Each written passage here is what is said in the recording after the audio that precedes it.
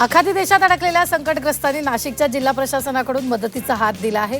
Google फॉर्मच्या माध्यमातून आपत्कालीन हेल्पलाईन आणि माहिती संकलनास सुरुवात केली आहे। संबंधित नागरिकांच्या नातेवाईकांनी किंवा कुटुंबियांनी फॉर्म भरून संपूर्ण तपशील देण्याचं आवाहन जिल्हा प्रशासनाने केले।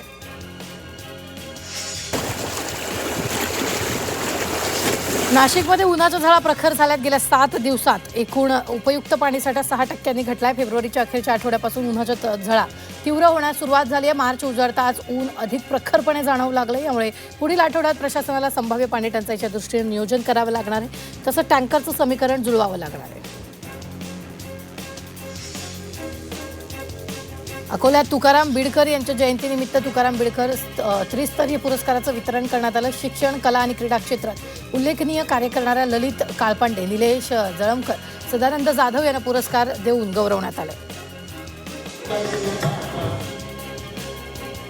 कोल्हापूरमधील पंचगंगा नदी प्रदूषणाच्या विळख्यात सापडली। प्रदूषणाचा प्रश्न गंभीर बनला असून नदीपात्रात जलपर्णीचा विळखा पडलाय।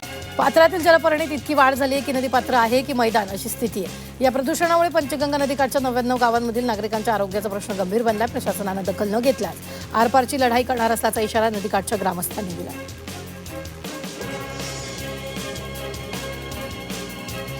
वाशिमच्या रिसोड शहरात महावितरणाच्या पॉवर हाऊसला आग लागली होती आणि आगीमुळे झाडं आणि झुडपं मोठ्या प्रमाणात जळून खाक झाली। आग वेगानं पसरल्यानं नागरिक भयभीत झाले होते। दरम्यान अग्निशमन दल तातडीनं घटनास्थळी दाखल केली आणि आगीवर नियंत्रण मिळवण्याचे प्रयत्न सुरू आहेत। तिथीनुसार येणाऱ्या शिवजयंतीनिमित्त अहिल्यानगरमध्ये पोलीस आणि शिवजयंती मंडळाची बैठक पार पडली।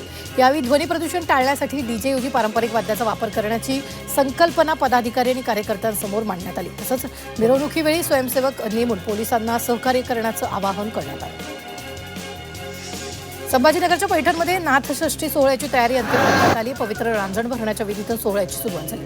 यासाठी कीर्तन, प्रवचन, भजन, पालखी सोहळा आणि विविध धार्मिक कार्यक्रमाचं आयोजन करण्यात आलं।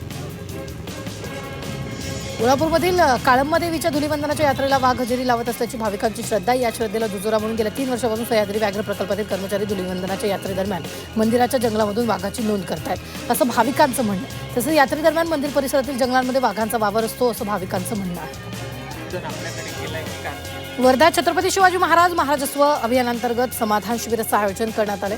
तर महसूल प्रशासन अधिक पारदर्शक करण्याच्या उद्देशानं हे शिबिर आयोजित केले। शासकीय दाखले तसंच तक्रार निवारणाबाबत मार्गदर्शन आणि तात्काळ सेवा दिली जाणार आहे। तसंच शिबिरांमध्ये अनेक तांत्रिक योजना राबवल्या जाणार आहेत। यवतमाळच्या पांढरकवडा नगर परिषदेच्या घनकचरा केंद्राला पुन्हा भीषण आग लागली। गेल्या काही महिन्यापासून या कचरा डेपोला आगीचं सत्र सुरू आहे। या ठिकाणी कचरा साठवून तो जमिनीत गाडण्याऐवजी तो जाळून नष्ट करण्याचा सोयीस्कर मार्ग स्वीकारला जात असल्याची शंका व्यक्त केली जाते। तर यवतमाळच्या वणीमध्ये हरभरा पिकाच्या 2 ढिगाऱ्यांना अज्ञातानं आग लावली आणि आगीत संपूर्ण हरभरा जळून खाक झाला। या शेतकऱ्याचे 1 लाखाचं नुकसान झालं। या प्रकरणी तक्रार दाखल करण्यात आली।